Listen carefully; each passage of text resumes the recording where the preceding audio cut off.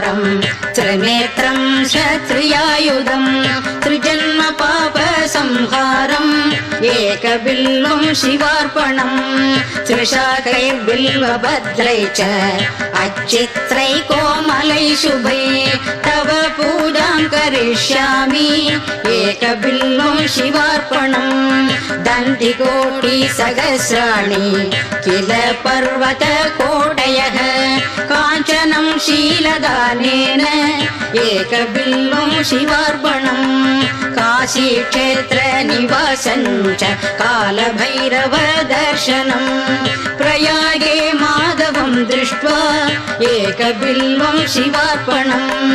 इन्दुवारे व्रतं स्थित्वा निराहारो महेश्वरः नग्धं घोषयामि देवे च एकबिल्वं शिवार्पणम्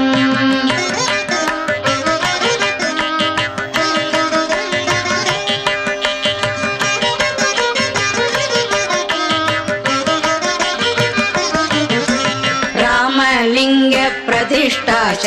वैवाहिककृतं ददा तडागाति च सन्दानम् एकबिल्वं शिवार्पणम् अखण्डबिल्वभद्रं च आयुधं शिवपूजनं कृतं नाम सहस्रेण एकबिल्वं शिवार्पणम् उमया सखदेवं च नन्दिवाहनमेव च भस्मलेपन सर्वाङ्गम् एकबिल्वं शिवार्पणम् सालग्रामेषु बिभ्राणां तटाकं दशकूपयोः यज्ञकोटिसहस्रांश एकबिल्वं शिवार्पणम् तन्दिकोटिसहस्रेषु अश्वमेधशतक्रदौ कोटिजन्यामहादानम्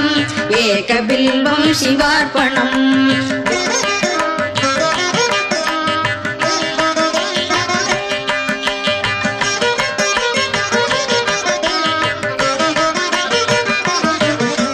बिल्वानां दाशनं पुण्यं स्पर्शनं पापनाशनम्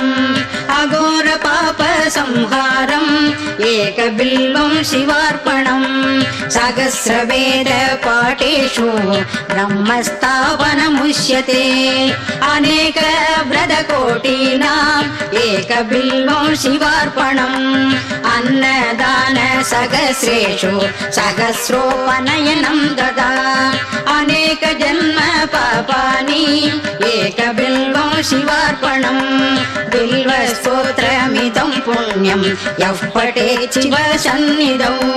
शिवलोकमवाप्नोति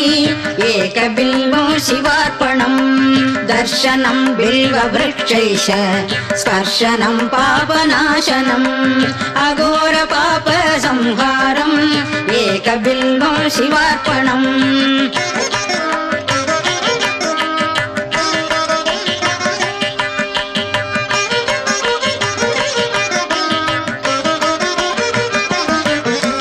एकं च बिल्वभद्रै च कोटियज्ञफलं लभेत् महादेवैश्च पूजार्थम् एकबिल्वं शिवार्पणम् तुलसी बिल्व निर्गुण्डी अपामार्ग कवित्तगौ शमी च आमलं तूर्वा अष्टबिल्व प्रकीर्तिताः अष्टबिल्व प्रकीर्तिताः।